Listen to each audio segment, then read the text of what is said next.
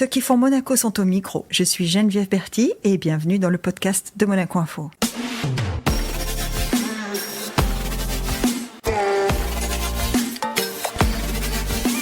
Notre invité du jour est un personnage hors du commun. Ancien chef à l'hôtel Fairmont, intronisé à l'Académie française de cuisine, auteur de 2 livres, aventurier mémorable dans l'émission de TF1 Koh-Lanta, il se consacre désormais pleinement à son activité de guérisseur magnétiseur. Bonjour Thierry Villette. Bonjour madame. Thierry, alors, vous pouvez m'appeler Geneviève quand même. Parfait Geneviève. Juste avant qu'on commence cet entretien, vous m'avez dit une chose qui me donne le ton de départ. Vous m'avez dit, depuis tout petit, je veux me consacrer à donner du bien-être aux gens. Tout à fait. C'est un besoin viscéral. Ça ne s'explique pas. Hein. J'ai envie de vous dire, c'est tombé du ciel. Mais depuis l'âge... Pour moi, depuis l'âge de 6-7 ans, et encore une fois, dans la grande symbolique, les chiffres ont leur signification. Hein. Donc 7, ça veut dire quelque chose aussi. J'ai ce besoin d'aider les gens. Mais à l'époque, on ne parlait pas de soins ou de mieux-être. Moi, c'était à l'époque, c'était porter un sac, c'était tondre la pelouse du voisin, c'était laver la voiture, mais passionné déjà très jeune par toutes les pratiques. Alors, c'est très dans le flow en ce moment, c'est très très à la mode dans toutes les pratiques dites indigènes, chamaniques, tatati, tatata. Ah oui. Mais sans trop savoir. Mais vous êtes où à ce moment-là quand vous me dites je m'éveille à tout ça et ça me tombe du ciel? Je suis à Lille. Dans le nord de la France. On n'est pas en plein milieu d'une contrée amérindienne ou rien du tout. Du tout. Alors dans ma tête, j'y suis, oui. Ça, je peux vous le dire. Dans ma tête, j'y suis. Dans les livres, parce que j'ai toujours énormément, sans prétention aucune, lu. Oui. Hein. Alors, à l'époque, c'était des bandes dessinées. Puis de chemin faisant, on est plus dans la philosophie aujourd'hui, on va dire. Mais pour me nourrir, comme je dis, j'ai beaucoup de connaissances livresques. Livresques. Oui. Après, j'ai des connaissances dues à des expériences que j'ai eu la chance de faire tout au long de ma vie. Et j'espère qu'il y en a encore beaucoup, parce que j'espère vivre encore un bon moment, quoi. Mais, alors, je change un peu de sujet, vivre encore un bon moment pour pouvoir partager. C'est vraiment ça. C'est vraiment ça. C'est partager, pas nécessairement dans les soins, mais partager, j'aime pas dire mes connaissances, qu'il faut quand même rester... il faut rester dans l'humilité, dans ces pratiques-là. Et c'est beaucoup mieux, et ça fait du bien d'ailleurs, pour apporter un mieux aux gens, quoi, tout simplement. Pratique. Parlons de ces pratiques. Une séance chez un magnétiseur. Qu'est-ce que ça donne? Ça veut dire, admettons, j'arrive avec un sujet, je dis j'ai mal à la main, ou je dis je veux arrêter de fumer, ou qu'est-ce que je dis à mon magnétiseur? Je vous donne le dernier cas en date d'hier. Une jeune femme qui doit se faire opérer début novembre d'un problème au cœur. Donc, je ne vais pas lui arranger son problème au cœur. La médecine est là pour le faire. Par contre, on peut préparer le corps. D'accord. En cuisine, vous avez une mise en place à faire. Hein, vous allez, je sais pas, je vais dire n'importe quoi, attendrir votre foie gras une nuit dans du lait. Le corps, on va le préparer. On va enlever toute forme d'inflammation. On va détendre les artères. On va détendre l'aorte. Il y a plein de choses à faire. Donc, avec la personne, je vais beaucoup parler sans être intrusif dans sa vie. Parce qu'on n'est pas le bon Dieu, faut pas l'oublier. Nous, on est juste un outil de la bonne volonté de ce qui est autour de nous, tout simplement. Ah oui, c'est étonnant ce que vous me dites là. Nous sommes un outil de la bonne volonté qui est autour de nous. Ça veut dire que pour vous, il y a un contexte général, où il y a, oui. Voilà, et puis il y a ce qu'on peut faire chacun. Tout à fait. À fait. Vous savez, je prends toujours l'exemple et je dis ça aux mamans, parce que, en l'occurrence, j'ai que des femmes. Que ce soit dans la méditation, que ce soit dans les retraites, que ce soit dans les soins, ce n'est que des femmes. Sauf dans les bains glacés maintenant, Wim Hof, il y a un peu des deux. Mais sinon, ce ne sont que des femmes, et il y a ses raisons à ça aussi. Mais bon, on ne va pas porter jugement sur la jante masculine. Et c'est un homme qui dit ça. Oui, parce que j'en ai bien conscience. Pourquoi elles viennent vers vous, ces femmes, au départ? Déjà, parce qu'elles sont plus ouvertes, ce sont des mamans. Oui, c'est ça. Enfin, en l'occurrence, souvent, ce sont des mamans. Comment je dirais-je, pas la dextérité, mais la finesse féminine est plus... Sensibilité. Alors. La sensibilité est plus élevée que celle de l'homme. Pas pour moi. Ça, c'est prétentieux. C'est prétentieux, mais... Non, mais on s'attend, effectivement. Non, je ne suis pas d'accord avec vous. C'est pas prétentieux. On s'attend de quelqu'un dont l'objectif est d'apporter du bien-être aux gens, qu'il ait de la sensibilité. Ça, c'est mieux, sûr. quoi. C'est la base, non? Mais c'est pas tout le monde. Moi, je connais beaucoup de gens, et là, je porte jugement, qui sont dans ces pratiques-là, qui n'agissent pas avec le cœur. Ouais. Ah non, ça, non. Et il y a plus de ça que de gens, c'est pas bien de dire ça, comme moi. Dieu merci, il y en a. Donc vous comprenez, en me disant ça, moi je réagis tout de suite Je vois à la question. Voilà, vous ouais. comprenez que certains soient sceptiques. Mais tout à fait. Alors, je vais vous donner un exemple, c'est pas bien. J'ai fait, et je ne dirai pas d'où, j'ai fait cet été un soin à un homme qui est évêque. Je ne dirai pas de où, parce que tout de suite on va... Oui, on va le pointer, c'est pas ça. la peine.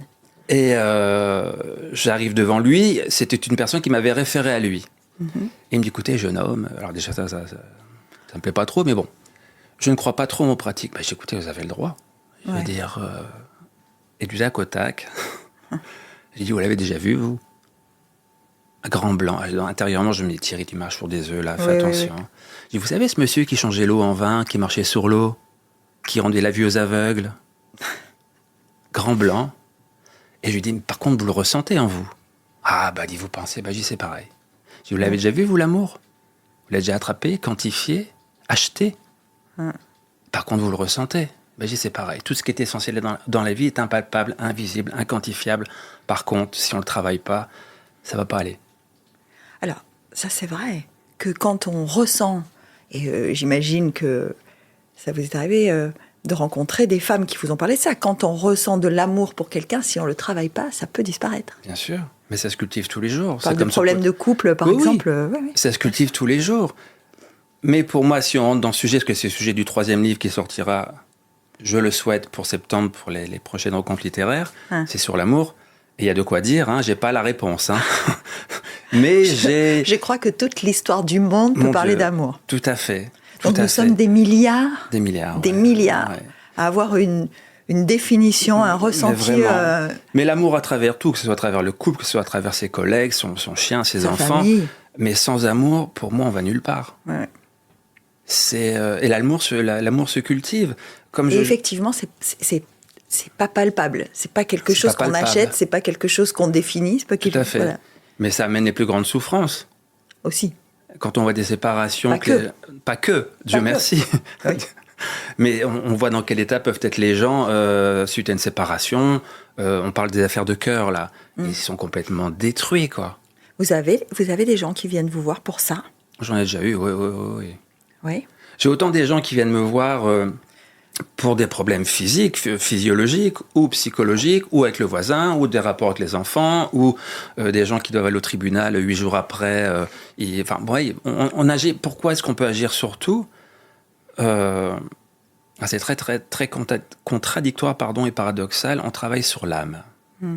Ah non, je ne l'ai pas vue. Je sais pas où elle est. Je sais où elle est, mais je ne l'ai jamais vue. Je l'ai jamais. Par contre, quand je suis dans mon soin, je sais que je suis en contact avec elle. Ou pas. Ça veut dire, si je vous suis, qu'on a des manifestations physiques, ce qu'on appelle somatisées. Oui. On a des manifestations physiques qui sont provoquées par l'âme. Tout à fait. Tout à fait. Donc quand vous traitez parfois des choses physiques qui sont le résultat de l'âme ou de l'esprit ou du mental. Ouais. Si vous voulez, pour moi, d'ailleurs, j'en suis le bon exemple. Je ne vais peut-être pas dire ça, j'ai été opéré 2 fois de l'aorte cette année. 2 fois? 2 fois, au centre cardio-thoracique. J'ai failli mourir, tout simplement. Ah oui? Thanks God, je suis toujours là. Je fume pas, je bois pas, je suis bien dans ma vie, je fais ce qui m'a toujours fait vibrer. Pas de cholestérol, pas de diabète, je prends pas... Et pourtant, l'aorte se bouche, c'est ça? Non, dissection de l'aorte thoracique, de haut en bas. 1 cas sur 100 000. Un matin... Place d'Armes, comme tous les matins, au café. Ah oui. Après une méditation dans une société, ça m'arrivait. Ils m'ont dit, son cardio, vous faites un truc de vieux, là. Votre cœur, vous nous rassurez, votre cœur est impeccable. Mais l'aorte, donc ils m'ont dit, imaginez un tuyau, il y a trois couches dans un tuyau d'arrosage. C'est la première couche qui s'est décollée de haut en bas, par endroit, comme le papier qui se décolle du mur. Avec un anévrisme au niveau de l'iliaque. Donc, ils m'ont dit, on ne sait pas. On ne sait pas soigner ça? Si, soigner, Dieu merci, je suis là. Ils l'ont soigné. Oui. Mais de dire d'où ça provient... On ne sait pas. Non. Surtout, tout le long, Ils m'ont dit des dissections d'1 centimètre, 2 centimètres. Oui, ça c'est courant, mais tout le long. Ouais. Donc c'est quoi la symbolique derrière? Si on ne sait pas dire d'où ça vient, que le corps, parce que je me fais checker tous les ans, je veux dire, bon bref, oui.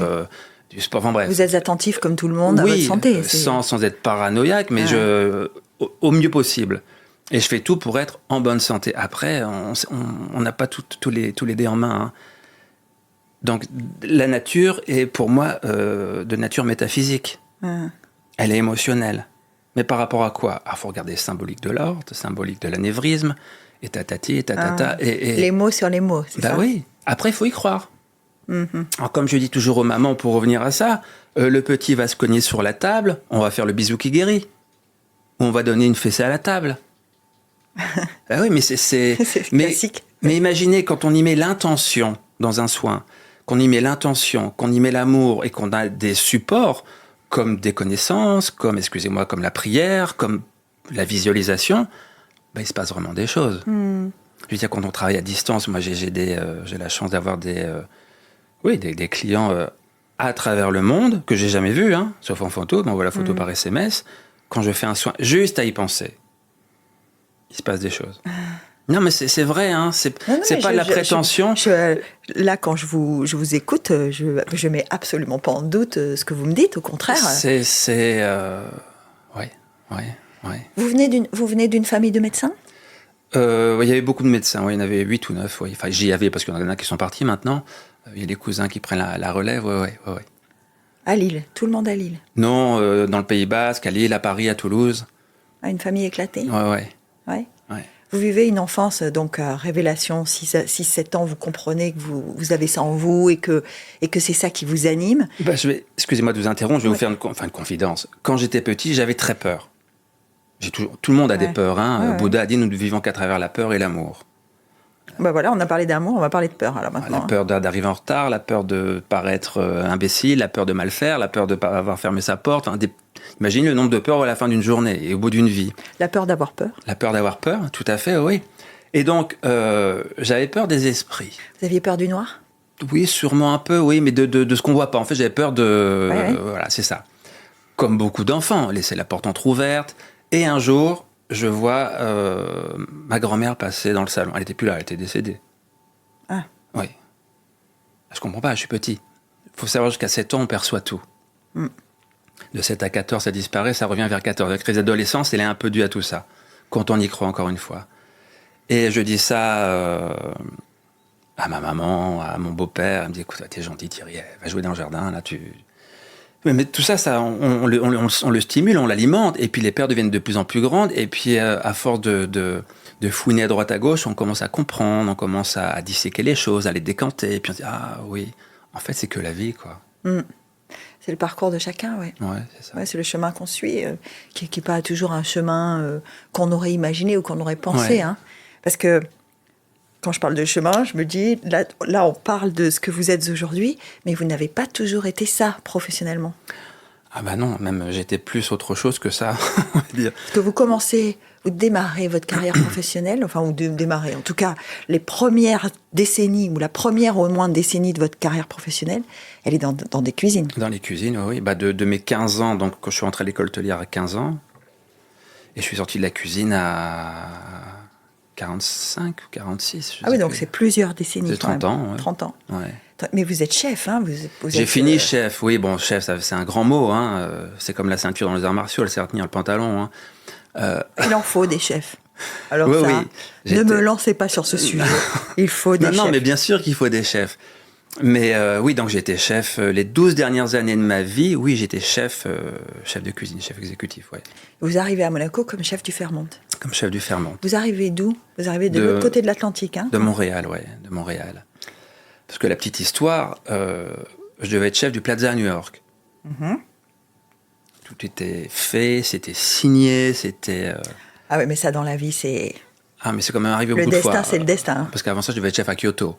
C'était signé aussi, hein. Les déménagements, l'appartement, l'accouchement de mon ex-femme, maintenant. Tout était programmé. Oui, et paf, c'est fini. Et paf, non. Comme ça, paf, non. Paf, non. Paf, non. Le Plaza et paf, non. Et le Plaza, c'est un poste à pourvoir 8 mois plus tard, donc ok. Et on m'appelle 2 ou 3 mois plus tard, la direction me dit, écoutez, monsieur Villette, on est désolé, ça ne pourra pas se faire. L'hôtel ferme 2 ans plus tôt que prévu pour rénovation. Le chef présent part à Sonoma en Californie. Donc, moi, ça tombe à l'eau. J'étais dépité, j'étais, à l'époque, révolté. Frustré, ouais. Et comme je faisais partie du panier, on va dire, Fairmont, des bons éléments, du mal à le dire, mais bon, bref. Ils m'ont proposé Monaco. Oh, je sais pas, Monaco, je retourne en Europe, ceci, cela. Mais bon, moi, je voyais plus loin. Vous aimiez vivre au Canada ? J'étais un peu... j'aime le Canada. J'aime principalement le Québec. Ah, principalement le Québec. Après, tout est beau, hein, attention. Hein. Je suis attaché au Nord, mais la France est belle, quoi. Et j'étais arrivé à saturation de ce qu'il y avait à faire dans le coin. Le Plaza à New York s'est tombé à l'eau. J'ai dit, bon, on va regarder autre part et on me propose Monaco. J'étais arrivé ici avec 5 autres chefs qui étaient, eux, déjà chefs exécutifs. Donc je lui ai dit, oula, Thierry, attention, là, tu vas taper dans le lourd. J'étais arrivé avec mes assiettes pour 3 jours de testing. Mes assiettes dans la valise de Montréal, tout, quoi. Et c'est moi qui ai eu le poste, quoi. Vous êtes venu avec vos assiettes, pourquoi ? Pour faire parce que je devais faire des... Vous savez, même quand on est chef, on doit prouver qu'on sait être chef. Hein. Oui. Alors qu'on est autant dans les chiffres que dans les réunions. On est rarement dans l'assiette. Oui, mais c'est vraiment ça. Parce que comme je dis toujours, nous, on gérait, les chefs gèrent toujours des denrées périssables, de l'humain et du temps. Et il ne faut pas d'erreur. Et des coûts. Et surtout des coûts. Ouais. Et surtout, on passe notre temps, je passe mon temps à faire le coup de l'assiette. Ouais. De l'assiette. C'est même pas ouais. Enfin bref. Et vous avez le poste. Et j'ai le poste.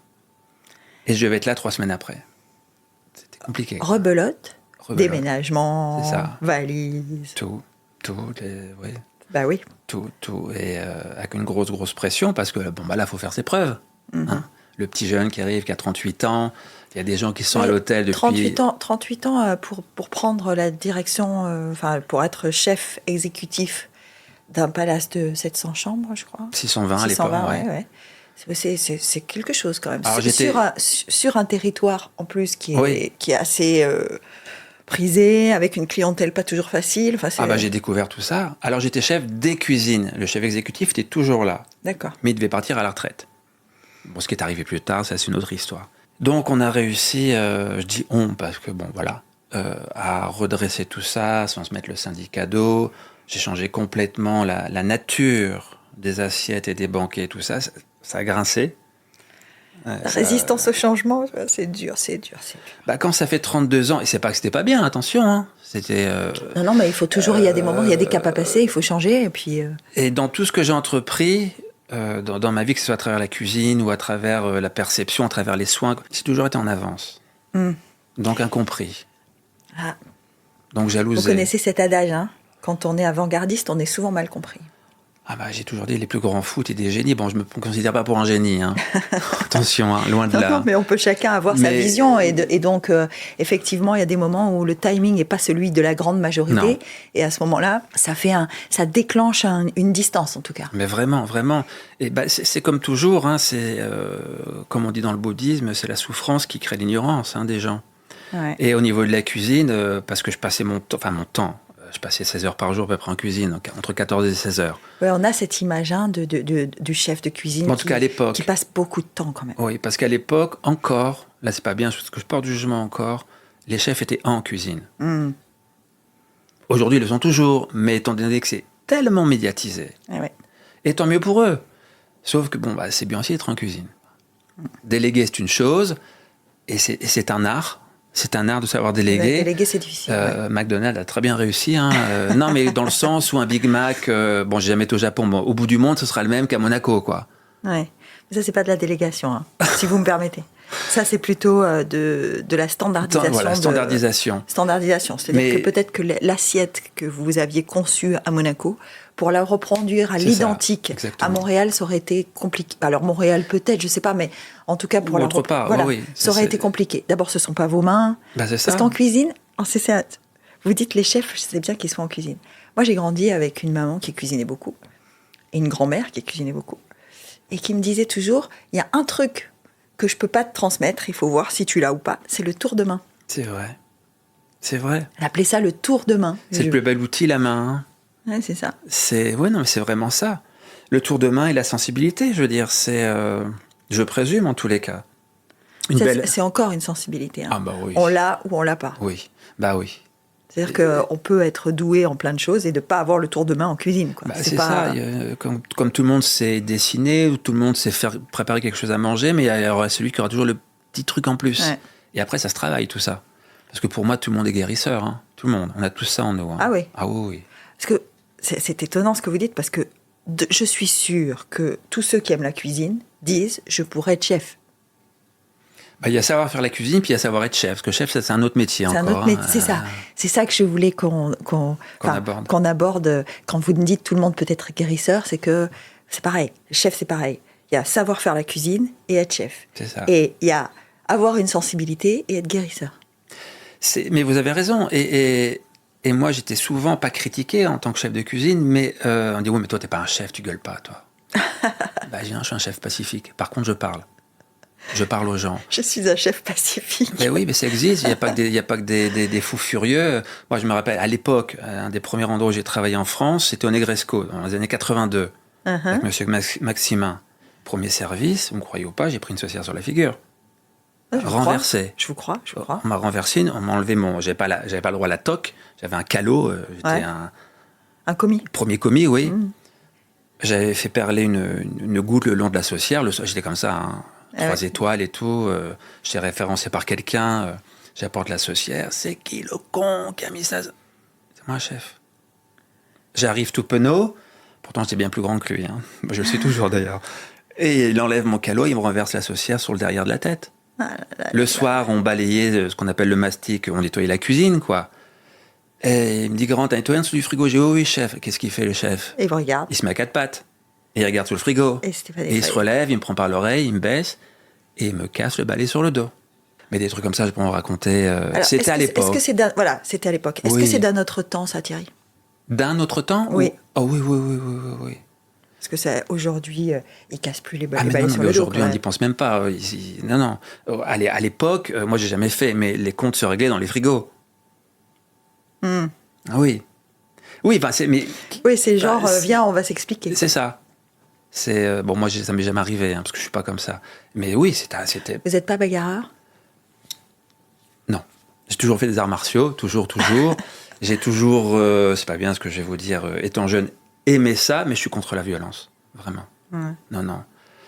Si on tombe... il y a quelquefois, on n'a pas le choix. Hein, si on acculé un mur, quelquefois, c'est mieux de courir encore. Non, je suis pas un violent. Non. Et quand vous êtes en Malaisie, au milieu de vos concurrents de Koh-Lanta, comment on se fait respecter alors? Parce que là-bas, on peut pas être un candidat pacifique seulement. Hein. On n'est pas compris. Encore une fois, quand on s'appelle Thierry. Ouais. Parce qu'on est un pacifique, qu'on est une crème, quoi. Je supporte pas la méchanceté. Je supporte pas le mensonge. Je supporte pas le manque d'intégrité. Je supporte pas. Il y a beaucoup de choses. Et Koh-Lanta, ça représente tout ça. Mais oui, je vais vous dire, vous vous êtes mis dans la gueule du loup. Hein. Tout à fait, oui. Mais j'ai pu faire beaucoup de soins à l'équipe adverse, ceux qui vous ont consulté. Ceux qui m'ont consulté. D'ailleurs, Denis Bournier ne comprenait pas. Il dit, vous faites quoi là? J'écoutais. Un tel prend des anti-inflammatoires depuis 3 semaines, il ne se passe rien. Un tel, c'est ça. L'autre, elle a des mycoses. L'autre, ceci. L'autre, cela. Vous les avez soignés, quoi. Oui. Ou en tout cas, j'ai amené un mieux-être. On va peser ces mots. Oui, parce qu'on parlait de votre famille de médecins. Ou en tout cas qui sont dans le corps médical. Quel rapport vous avez avec eux aujourd'hui quand vous êtes guérisseur, magnétiseur? Ils m'appellent. Vous appellent? Ils m'appellent pour plein des questions qui peuvent paraître basiques, mais par rapport à des patients, pas par rapport à leur connaissance à eux, plus dans la métaphysique. Vous voyez. D'accord. Ok, j'ai un patient qui a tel problème, tel organe, qu'est-ce que tu penses que tatati, tatata. Mais voilà, oui. Et ils y croient, et ils m'appellent souvent pour eux. Souvent, oui, très souvent, je veux dire, c'est ça pour eux. Mon petit-neveu qui a eu il y a 2 ans, le pauvre, où il a eu de la chance, une greffe de la moelle osseuse, j'ai travaillé sur lui pendant 4 mois. Il était à Necker à Paris, je travaillais pas tous les jours, mais tous les 3 jours sur lui. Et sur sa sœur qui était la donneuse. Enfin bref, c'était tout un... Faut y croire. Mais à partir du moment où on a l'intention, qu'on veut, il se passe des choses. Juste ça. Après, il y a des clés. Alors vous êtes en train de me dire que la volonté, c'est tout? C'est tout. Le mindset, c'est au-dessus de tout.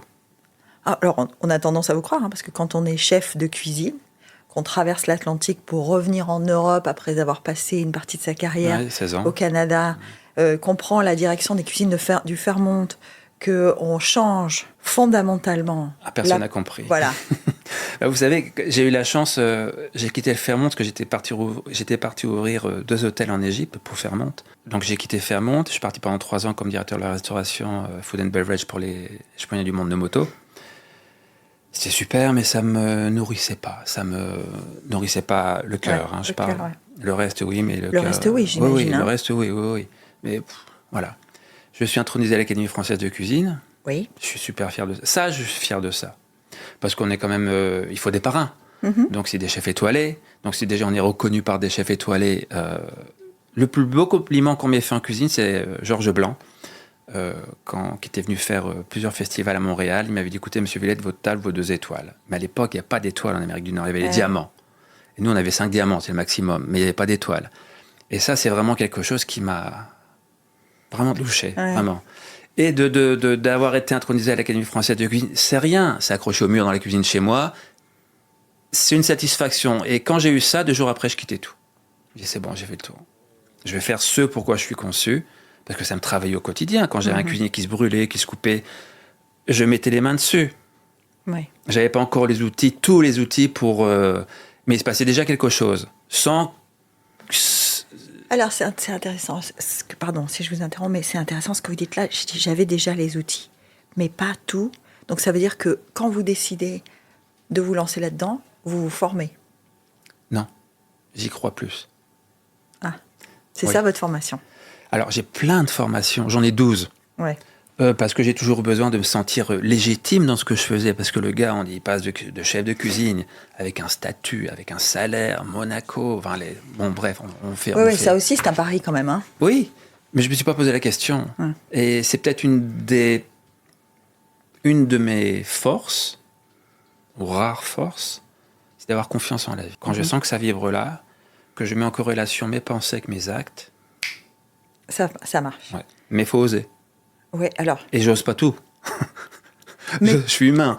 Nous sommes tous comme vous. Oui. Personne n'ose tout. Enfin, Michel Audiard avait une définition de ceux qui osent tout, alors on ne va pas dire que... Voilà. Oh, mais quand je vous écoute, je me dis, il faut être animé, il faut être inspiré pour... Parce que vous définissez le moment et vous dites, j'ai un salaire, j'ai un poste, je suis reconnue, je suis intronisée à l'Académie française de cuisine, et 2 jours après, je décide que je vais me lancer dans autre chose. Il faut quand même se dire, à ce moment-là, vous avez une famille autour de vous, qu'est-ce qu'ils disent ? Ils vous disent pas, mais enfin, t'es pas responsable, quoi, il y a un truc. Alors, j'ai une famille qui est très, très bienveillante. Ils n'ont pas compris. Hein. Ils savaient que j'étais passionné par tout ça, depuis toujours. Hein. Bah oui, parce que si ça date de 6-7 ans, ça fait un moment qu'ils sentent que c'est en vous. Moi, j'ai fouiné entre-temps. Hein. J'étais en Amérique du Sud plusieurs fois pour ça, dans des tribus. J'étais en Amérique du Nord avec les Indiens Cris. Enfin, je me suis nourri, vraiment. Beaucoup de notes, beaucoup de perceptions, de ressentis qu'on vient alimenter au quotidien, je veux dire, en stimulant tout ça. Moi, le matin, je me lève à 5 heures pour commencer ma journée. Mais les gens, ils pensent pas. Ils me voient le matin au café à 8h, 8h30. Ça va, le mec est tranquille. Voilà, mes grands, moi, depuis 5 heures, je suis levé. Déjà, j'ai fait des choses. Et le soir, quelquefois, je rentre de chez des gens, il est 21h, 22h. Mais les gens ne le voient pas parce que je suis plutôt un... je dis toujours, je suis le nomade de l'amour. Alors, quand je parle de l'amour, c'est de la bienveillance envers les autres. Hein. C'est pas autre chose. Hein. C'est vraiment ça. Et ça, je trouve ça chouette, quoi. C'est... Ah bah, ça l'est, oui. Tout à l'heure, vous parliez du bain glacé. Comme ça, vous avez dit le bain glacé en passant. Le bain glacé, c'est quoi ? C'est rien, c'est tout.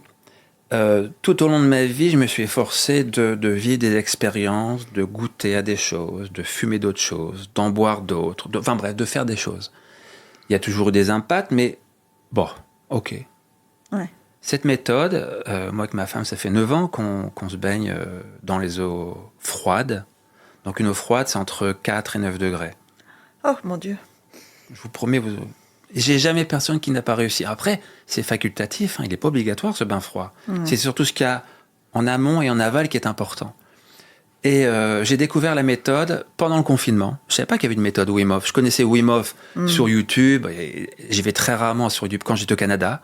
Et on le voyait nager au niveau du cercle polaire et après méditer sur la banquise. Et moi, je me suis dit, déjà en le critiquant, comme quoi c'est pas bien, j'ai dit, mais qu'est-ce qu'il fait, lui? Il a besoin de nager dans l'eau glacée pour méditer. Et j'étais chez lui il y a 15 jours, d'ailleurs. Comme quoi. Comme quoi, ouais, Et on change tous d'avis, hein. Dieu merci. Et je découvre cette méthode, je fais mon premier atelier, j'assiste à mon premier atelier avant que ça m'arrive, mon problème de santé. Et là, je fais waouh, il y a quelque chose. Et ce qu'il y a d'extraordinaire dans cette méthode, alors c'est encore une fois, ce qu'il y a de bien non, c'est quand les gens arrivent à créer une pérennité dans la pratique. Mais comme dans tout, je veux dire, quelqu'un qui veut bien jouer au tennis, il joue une fois par an, ça ne marchera pas. C'est la personne. En tout cas, c'est la constance. C'est la constance. La régularité, oui. La rigueur. Ouais. Il n'y a pas beaucoup de gens qui sont... Non, mais j'ai pas peur de m'avancer là-dessus. Hein. Dès qu'il faut faire un gens, on ne les voit plus. Ah, c'est peut-être très réducteur. Non, ce que je voulais dire, c'est que c'est peut-être pas toujours simple pour tout le monde d'envisager un changement. Constamment. Oui. Constamment un changement. Vous me dites, tout à l'heure, vous me parliez de celui qui joue au tennis, etc. Vous me dites dans l'alimentation, par exemple. Je vous prends un exemple. Ah, oui. Vous me dites, allez, pendant une semaine, tu manges pas du poulet. Ok, peut-être que pour une semaine, moi, je vous dis le poulet parce que j'aime ça. Mais, donc, ok, peut-être que pour une semaine, je vous dis, ok Thierry, je mange pas de poulet, si tu penses que c'est bien. Mais est-ce que je suis prête à envisager de ne plus du tout manger de poulet ? D'où l'intérêt de l'état mental, de l'état d'esprit, du mindset. Moi, j'ai arrêté de fumer il y a 24, 25 ans, je fumais 2 paquets par jour. En regardant mon appartement brûler à Montréal, c'est la petite anecdote. Donc j'ai refumé ce soir-là, j'ai arrêté le 31 décembre, le 14 février. Saint-Valentin, je me retrouve en congé chez moi. J'ai dit, qu'est-ce que je fais là, c'est bizarre. Ah, bizarre. Et je me sentais mal. Et je disais à ma femme, écoute, c'est pas, ouais, t'es comme tous les mecs, tu te plains. Bon, ok. Mais je me sens mal quand même. Bref, c'est en train de brûler dans les murs. Mais il n'y avait pas de fumée, il n'y avait rien, pas d'odeur. Bon, l'appartement est parti, hein, il n'y avait plus rien. L'étage d'en dessous, parce que ça provenait d'en dessous, et il y avait une cheminée dans chaque appartement, bref, c'était l'étage en dessous. Et là, j'ai dit à ma femme, passe-moi une clope, j'ai fumé toute la nuit, et le lendemain, c'était fini. Il y a beaucoup de choses, quand on est prêt... Ouais. Comment je pourrais vous expliquer ça ? C'est ça, c'est que vous me dites que peut-être si j'étais prête, et que la discussion que nous avions, parce que vous parlez d'arrêter de fumer, effectivement, moi j'ai arrêté de fumer comme ça. C'est qu'un jour, j'ai dit, je fumerai plus. C'est pas elle qui va nous diriger. Ouais, beaucoup de gens qui veulent... Si on prend, oui, j'ai des cas de personnes qui veulent arrêter de fumer, que j'aide à arrêter de fumer. Je leur dis, mais est-ce que vous êtes prêts à arrêter de fumer ? Alors, il y en a qui vont dire, oui, mais 1 ou 2 par jour, j'aimerais bien. Moi, je dis, on commence même pas. Ça sert à rien. C'est pas la peine. Ah, j'aimerais bien gagner plus d'argent. T'as fait quoi pour ? Ouais, mais bon, j'ai pas le diplôme. Bah ouais, mais bon, si j'avais pas été marié, bon, bah tais-toi alors. Ouais. Ah, je rêverais de faire ça. Si j'avais pas été marié, j'aurais fait ça. Mais qu'est-ce qui t'empêche de le faire ? Moi, j'ai la chance, alors peut-être que j'ai la chance d'avoir une moitié qui soit conciliante, mais de toujours faire ce qui me plaît avec toute bienveillance autour de moi. Oui. C'est pas je fais ça puis tu t'es, non, c'est pas ça. Mais donc quand on arrive à appliquer tout ça, que ça soit pour l'hygiène au quotidien, l'hygiène alimentaire, pour le sport, combien de personnes vont dire ah il pleut, je vais pas courir. On s'en fout qu'il pleuve. Vas-y. Ah oui, mais donc pour le bain froid, c'est pareil. Cette méthode, le mindset est... Quand on était là pendant 3 jours chez Wim Hof, il y a le week-end dernier, il y a 15 jours, il n'a parlé que de l'état d'esprit. Que de ça. Oui. Il dit si on rentre dans l'eau en se disant j'ai froid, j'ai pas envie, bah oui, ça va pas aller, forcément. Par contre, si on rentre dans un état d'esprit en disant ok, c'est cool, je vais essayer, je suis là, j'ai fait mes respirations, j'ai fait mes exercices, j'ai fait ma visualisation, j'y vais. Et ce qu'il y a de fantastique, c'est de voir... Moi, il me faut 1 minute 30 pour m'apaiser dans l'eau. Alors, j'explique tout le système nerveux autonome, j'explique l'hormèse, j'explique l'hypoxie, les échanges gazeux qui se passent dans le corps. C'est ce qu'on apprend dans la certification Wim Hof. Hein. C'est assez conséquent. Hein. Bientôt, c'est pour être médecin. Bah, j'exagère un peu. Oui, parce que moi, quand je mets le pied ou quand j'entre dans une eau qui est froide, la première chose, c'est que mon cœur se met à battre très fort, par exemple. Ça, c'est le système nerveux sympathique qui se met en route avec le nerf vague. Bon, ouais, c'est tout un... Mais quand on connaît tout le système, donc c'est pour ça que les ateliers durent entre... moi, ça dure 4 heures, entre 3 et 6 heures. Un atelier Wim Hof, c'est pas j'arrive, hop, je rentre dans l'eau, je ressors. Non, c'est pas ça. Donc quand les gens ont compris comment fonctionnait leur système nerveux autonome, ils peuvent l'appliquer dans le bain. C'est ça. De toute façon, on voit bien, ceux qui le font pas, ils ressortent tout de suite. L'eau est en général entre 0,5 et 1 degré. Alors, on ne peut pas rester dans cette eau-là si on n'a pas... Si on n'est pas focalisé sur notre pratique, c'est compliqué. Au début, c'est tout ça. Mais tout ça, ça s'apaise. Et quand on voit toute la ceinture scapulaire, les épaules, tout ça, des personnes qui s'affaissent, je leur dis, vous luttez plus, là. Ils sont là, ils sont tout étonnés. Non. Donc, ils ont trouvé le confort dans l'inconfort. Et après, quand on arrive à créer ça dans toute situation dans la vie, Mandela, il était heureux dans sa cellule. Il était libre dans son cœur en cellule. Oui. C'est un état d'esprit. C'est un état d'esprit. Et moi, ça, je pense l'avoir. Mais ça se travaille. Ça fait 30 ans que je médite. Moi, mon gros support, c'est la méditation. Hein. Ouais. Ça fait 30 ans que je médite. Quelquefois, c'est 10 minutes. Quelquefois, c'est 1 heure. Quelquefois, c'est un quart d'heure. Mais c'est tous les jours. Ma douche froide, c'est tous les jours. Et je déteste ça. Par contre, si je la fais pas, ça bug. Ça va pas. Oui, mais quand je vois ce que ça m'apporte. Ça. Au quotidien, mais c'est pareil pour tout. Les personnes qui courent. Avant, je courais tous les jours. Bon, là, par la force des choses, j'ai levé le pied. Je marche plus. Mais quand vous arrivez à rentrer une pratique dans votre quotidien inconsciemment, comme se laver les dents, c'est jackpot. C'est jackpot. Après, il ne faut pas tomber dans l'excès non plus. L'équilibre. L'équanimité, comme ils disent dans le bouddhisme. Hein. Je reviens souvent à ça, mais il y a beaucoup de belles choses là-dedans. Est-ce qu'il y a des moments où vous avez rencontré, là vous parlez de Wim Hof, donc c'est une rencontre, hein, j'imagine. Ah oui, et puis il y en aura d'autres. Est-ce qu'il y a d'autres rencontres comme ça qui ont rythmé votre parcours? Il y a Mathieu Ricard, avec qui j'avais longuement, c'était pas prévu. L'anecdote, je le vois au marché, Monaco. Oui, parce qu'il est venu à Monaco plusieurs fois. Oui, il est venu plusieurs fois. La veille, je regarde rarement la télévision, je vois une émission avec Adriana Carambeu, Michel Simès et Mathieu Ricard. Tout ce qu'ils font sur la mindfulness. Ouais. Et ils disent que Mathieu Ricard médite 4 à 6 heures par jour, ceci, cela. Et le matin, au marché, un dimanche matin, je le vois. Je dis, mais non, c'est pas possible. Là, j'ai le cœur qui part dans tous les sens. Il était avec un monsieur, ce monsieur se lève pas. J'ai la Thierry. Vas-y, prends ton courage. Et je me présente devant ce monsieur, j'ai dit, excusez-moi de vous importuner, j'ai dit, est-ce que je peux me permettre de m'asseoir quelques minutes avec vous? Je suis pas resté longtemps, peut-être un quart d'heure, 20 minutes, mais on a échangé profondément, j'ai envie de vous dire, sur la pratique, sur le bouddhisme. Et je lui ai dit, écoutez, hier soir, j'ai vu votre émission, dans laquelle vous étiez. Est-il vrai que vous méditez? Il dit, mon pauvre monsieur, mais j'ai pas le temps. Il me dit, j'ai pas le temps. Il dit, oui, quand je suis dans mon refuge à Dharamsala, oui, c'est 3 mois par an, mais sinon, j'ai pas le temps. Ça m'a rassuré. Et puis, il a eu l'humilité de le dire aussi. L'honnêteté, pardon, de le dire. L'humilité, certainement, et l'honnêteté oui, aussi. Oui, tout à fait. Et donc, il y a eu Mathieu Ricard, il y a eu Amma, cette dame, je suis beaucoup dans l'Inde, hein, cette dame qui prend les personnes dans ses bras. Ça, c'était phénoménal aussi. J'ai rencontré beaucoup de monde, hein, vous avez rencontré le chef Maximin aussi, hein. Ce sont des rencontres, hein. J'en ai beaucoup de chefs, de Bocuse aussi, enfin, beaucoup. Vous y croyez au pouvoir du mentorat? Ah oui. Parce on parle beaucoup de ça, c'est devenu un sujet en entreprise notamment, hein. Maintenant le mentorat devient le nouvel outil de management pour faire éclore les carrières notamment. Et je me suis toujours demandé, et j'ai envie de vous poser la question, il y a aussi quelque chose qui se fait entre les deux personnes, c'est pas qu'une technique quand même. Bien sûr, il y a quelque chose qui se fait entre les deux personnes. C'est comme, comment je pourrais vous dire, quand on va acheter à l'époque un CD, on allait acheter ce CD parce qu'il y avait 1 ou 2 titres qui nous plaisaient dedans.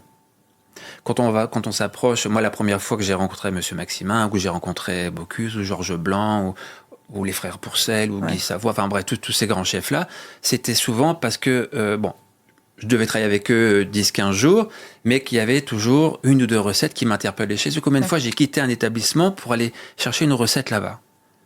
Je me souviens toujours d'une fois à la banque, je pensais un peu du sujet, mais en même temps on y revient.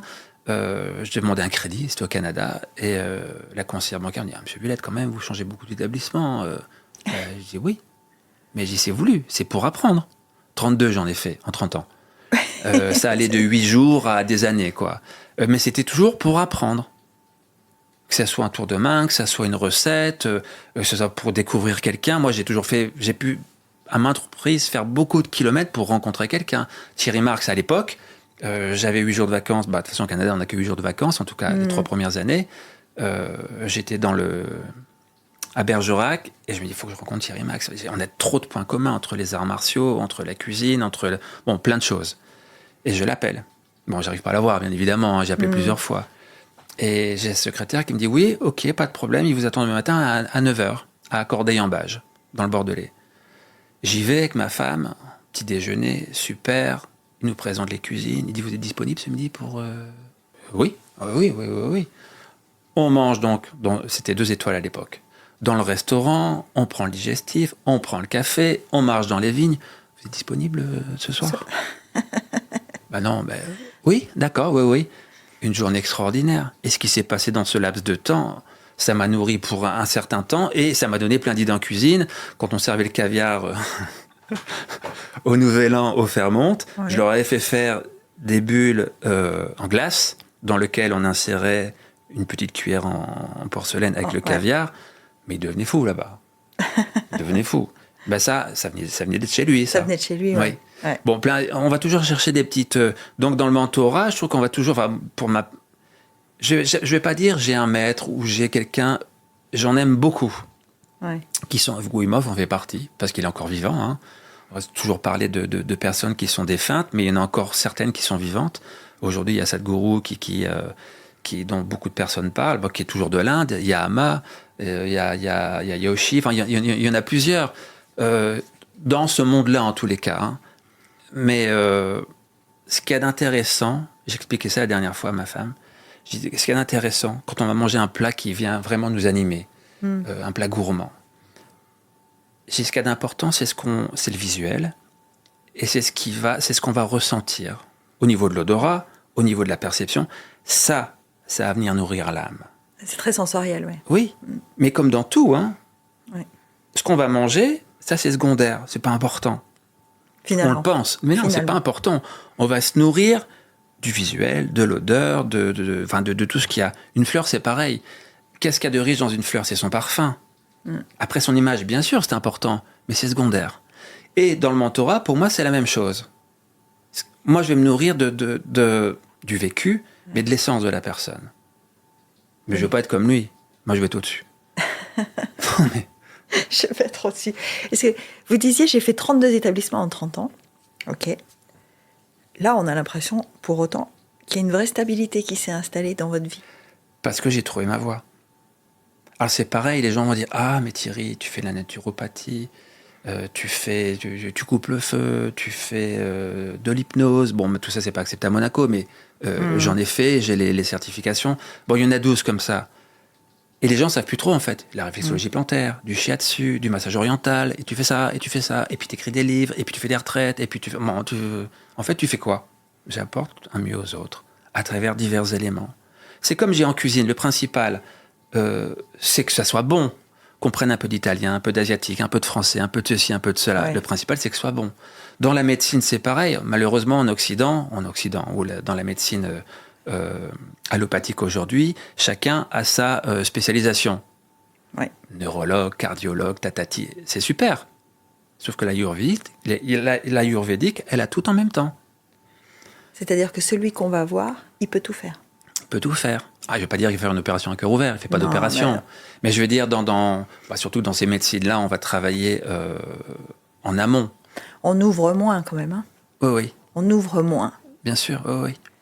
Parce que ça, c'était aussi une chose en vous écoutant, je me suis dit, il faut que je lui pose la question. Ouvrir, hein, parce que tout à l'heure, vous me disiez une opération à corps ouvert, ou c'est celui qui doit subir une intervention, je ne vais pas lui régler son problème. C'est ça. Moi, là, on m'a ouvert du sternum jusqu'en bas. Ouais. Moi, dans l'absolu, moi, je dis toutes les médecines sont extraordinaires, et heureusement qu'elles sont là. Sinon, je ne serais plus là, moi, aujourd'hui. Hein. Donc, merci au professeur Rosset, merci au centre cardio-thoracique, merci à la vie. Mais le problème, à la base, il n'est pas résolu. Non. La cause. La cause n'est pas résolue. Le feu est éteint, mais la cause n'est pas résolue. Il n'y a que moi qui peux la résoudre. Mais il faut la trouver. Je pense l'avoir trouvée. Mais c'est comme ça dans tout. Donc vous avez trouvé la cause du décollement Ouais, je pense, ouais. Ça demande de l'introspection. Qu'est-ce que ça demande, ça? Faut se mettre tout nu, hein. Toujours pareil, parce qu'on a un ego, hein, forcément. Ah ouais. On essaie de l'estomper au maximum, mais il faut l'ego quand même pour avancer dans la vie. Oui. Après, tout ce qui est impalpable, invisible, c'est comme je dis, c'est compliqué, c'est touché à travailler, quoi. C'est parce que quelquefois, on remonte dans des mémoires qui datent de Mathusalem, quoi. Vous avez des enfants, Thierry? J'en ai qu'un, malheureusement, et une belle-fille, ouais. Et alors, c'est un garçon? Un garçon, ouais. Est-ce qu'il a cette sensibilité ou pas? Alors, moi, je fais en sorte de semer au quotidien, même s'il n'est pas là, hein, il est à Paris. Je sème au quotidien, donc je sais très bien que c'est dans un coin, ça germe. Et pour l'instant, papa, c'est... on a toujours des longues discussions au quotidien, c'est-à-dire tous les jours. Hein. Tous les jours, on s'appelle, on parle de choses et d'autres, mais il y aura toujours quelques minutes, pas dire profondes, mais importantes. Quand il a des bugs sentimentaux, à l'époque, quand il est dans les études ou dans le boulot, il me dit « Papa, tu peux travailler un peu sur moi, parce que là, ça... » Je dis « Bien sûr, oui. » Donc, il y croit. Il y croit. C'est déjà ça. Oui, ça fait du bien. Non, mais quand je dis c'est déjà ça, c'est pas parce qu'on est un grand footballeur qu'automatiquement son fils aime le football. Fait, oui. C'est pas parce que... Voilà. Donc, je dis, quand je vous dis c'est déjà ça, c'est que il n'y a pas cette barrière entre vous. Non, du tout. Non. Il accepte et il accueille aussi. Hein, et sa mère aussi. Je veux dire, même si on m'a... Sa maman avec qui vous ne vivez plus. Hein. Oui, c'est ça, oui. On va dire, on m'a souvent pris malheureusement, quand on me voit, on me dit, Thierry, tu fais toujours tes... Non, mais c'est blessant. Avec les gestes des mains, là. Oui, mais c'est blessant. Parce que je veux dire, mais je veux dire, heureusement qu'elles sont là, mais mes mains, quelquefois aussi. Mais par contre, les gens n'hésitent pas à m'appeler. Ah, tu peux faire un soin à ma copine qui rentre en chimiothérapie, ou tu peux faire un soin. Par contre, les merci, on les a rarement. Hein. Ah oui, mais... Très rarement. En tant que maman, je vous dirais que ça, c'est le lot de la vie. Hein. Quand on fait du bien aux gens, on est rarement remercié, quand même. C'est normal, en fait. C'est normal. C'est quand ils n'ont plus qu'ils sont... Voilà. Si on a la capacité de faire du bien, il faut le faire. Ceux qui le reçoivent. Et puis voilà, c'est très bien, quoi. Et puis, faut pas le faire... Oui, non, mais c'est vraiment comme ça. Et faut le faire avec l'intelligence du cœur, comme je dis toujours. Faut pas faire pour faire. Faut le faire parce qu'on amène une dimension dans ce quotidien, quoi. Vous croyez que la dimension pédagogique de votre message est toujours entendue? Oui, vraiment. Ouais. Parce que c'est ça qui est important, j'imagine. Hein, c'est que celui qui repart, ou celui ou celle qui repart, au-delà du soin, elle doit avoir compris quelque chose. Mais de soins, mais même dans les méditations. Quand j'anime les méditations, une époque, j'en faisais 14 par semaine. Ce que je faisais dans les écoles, on parlait, alors ça restait très ludique, hein, très pragmatique, hein, attention. Mais les gamins, ils ressortaient toujours nourris, mais c'est eux qui me le disaient. Ou dans la rue, je veux dire, quand j'étais à la Condamine, tous les matins, il y a des petits qui passaient. Ah, Thierry, il y en avait un qui jetait dans mes bras. Pour telle chose, j'ai plus peur de me coucher, de dormir sans la lumière. Je débarrasse quand maman me demande de débarrasser la table. J'ai plus peur quand j'arrive au contrôle. Ah, c'est des petits trucs qui peuvent paraître banaux. Oui, mais bon. Ah. Donc c'est on construit son bien-être sur du détail. Hein. Oui. Mais qui est simple. C'est qu'on a oublié plein de choses. Comme j'ai toujours l'exemple à mon fils, à l'époque, il n'avait pas mis son assiette, son verre, ses couverts dans le lave-vaisselle. C'était dans l'évier. Classique. Oui. Je peux vous en parler. Classique. Et je lui avais dit, j'ai Loulou, il s'appelle Louis, donc Loulou, j'ai dit, avant de partir chez ton copain, tu ranges tout, quoi. Ouais. Je reviens, c'est toujours dans l'évier. Donc je l'appelle. J'ai dit, Loulou, t'as pas oublié quelque chose? Bah non, papa, ton assiette dans les... Ouais, mais bon, j'ai dit, tu reviens. Ah mais non, mais je suis à... Je sais plus comment s'appelle son copain. J'ai dit, tu reviens. Il est revenu en faisant la gueule, il a posé dans la vaisselle, et j'ai dit, ça aurait pas été plus simple, franchement, que tout de suite, avant, que tu rinces son assiette et que tu mets ça dans la vaisselle. Et c'est pareil pour ton lit, c'est pareil pour tes affaires, c'est pareil... Donc, bien sûr que là, sur le coup, il a râlé. Et moi aussi. Mais aujourd'hui, je sais que c'est ancré. Enfin, je présume. Qu'est-ce qu'on peut vous souhaiter maintenant, Thierry? Une excellente santé. Bon, elle est là, hein. Qu'elle perdure. Ouais, là, je pose la question et je me dis, en fait, ta question est stupide. On vient de parler de quelqu'un qui a été opéré 2 fois de l'aorte dans l'année, donc évidemment, la santé. Mais à part oui, ça... à part ça... Parce que ça, effectivement, vous la souhaitez. Oui, mais à part c'est ça, gentil. De continuer à faire ce qui me plaît, c'est-à-dire ce que je fais aujourd'hui, oui, à grande échelle, oui. Je vois ça grand, je ne sais pas pourquoi. Mais vous vivez de votre passion aujourd'hui. C'est-à-dire que Oui. la question que je vous pose, c'est que vous avez les revenus de votre métier. Aujourd'hui, j'ai les revenus de mon métier. Alors c'est toujours pareil. Il y a des mois, ça va être bien. Des mois, ça va être pourri. Moins bien, ouais. Oui. Et ça fait peur aux gens. Je sais jamais. Il y a toujours des désistements. Des mois, avant Noël, ça marche pas trop fort en général. Après Noël, ça marche bien. Non, mais c'est toujours, c'est très, très aléatoire. Je veux dire... Par contre, c'est un peu comme un restaurant, hein, vous me parliez tout à l'heure. C'est un peu comme le métier quand on a un restaurant. Il y a des jours, on est plein, on ne sait pas pourquoi. Il y a des jours, on est vide, on ne sait pas pourquoi. Mais nous, le problème que l'on puisse avoir, je disais à un copain mercredi soir, j'aurais dû faire comme toi. Enfin, j'aurais dû faire, non, parce que je ne regrette pas du tout ce que je fais, d'être coach de sport. Ah. Coach de sport, ils sont pleins du matin. Enfin, lui, en tout cas, il est du matin au soir. Il dit, en plus, je fais rien, j'agite mon chrono, quoi. Enfin, il fait pas que ça. C'est un peu réducteur. Non, il fait pas que ça, parce que vraiment, il le fait avec le cœur, hein, vraiment. Moi, j'ai un coach sportif, il fait pas que ça. Non, mais lui non plus. Hein, non, mais vraiment. Mais c'est ce qu'il m'a répondu. J'ai dit non, tu sais pas, il n'y a pas que ça. Nous, il faut croire à ce qu'on fait. Vous allez chez le médecin, vous ne posez pas la question, il va être bon ou il va pas être bon. Et en plus, vous allez être remboursé. Nous, on n'est pas remboursé dans ce qu'on fait. Il faut y croire. Ça peut agir dans l'instant, comme ça peut agir 8 jours, 15 jours après. Ouais. Et voilà, quoi, juste ça. Généralement, ça peut prendre du temps, quand même. Ça peut prendre du temps, oui. Moi, je dis toujours aux gens, le soin infuse 3 semaines, 1 mois. S'il ne se passe rien, il peut se passer quelque chose dans 3 semaines. Donc, me souhaiter de continuer à être heureux. Voilà, juste ça. Ben voilà. Et d'avoir le temps de l'être aussi. Oh, je suis toujours, ouais, ça va. Ça va ? Ouais. Non, moi, ça va. Mais c'est pareil, encore une fois, c'est un état d'esprit. Hein. Vous levez le matin, c'est toujours pareil, c'est très puéril. Vous avez le choix en train de faire la gueule ou pas faire la gueule le matin. Alors ça, je suis entièrement d'accord. Même en vacances, le ciel bleu, le lagon turquoise, et puis vous levez. C'est ça. Il faut juste switcher. Mais même, avant une journée de travail, on a ce choix-là. Bien sûr. Il est tôt. Vous disiez, je démarre tôt le matin. Par exemple, moi aussi, je démarre tôt le matin parce que je veux faire du sport. Oui, c'est pareil. Voilà. Donc, oui, il y a des matins, je me lève, il fait nuit. Il fait froid. Il fait pas très chaud. J'ai pas envie. Il faut que je mette mes baskets. Il faut que j'y aille. Et je sais que je vais franchir le pas de la porte de l'immeuble et que je vais me geler et que ça va pas être sympa. Et oui, mais quand même, je regarde, je me dis, tiens, il fait beau, c'est sympa. Le lever de soleil, ça va être magnifique. Allons-y. Ouais. Voilà. C'est un mindset quand même. Et quelle satisfaction une fois que c'est fait. Alors c'est ça, c'est le moteur, effectivement. C'est incommensurable et c'est vraiment... Enfin moi c'est comme ça que je vis, quoi.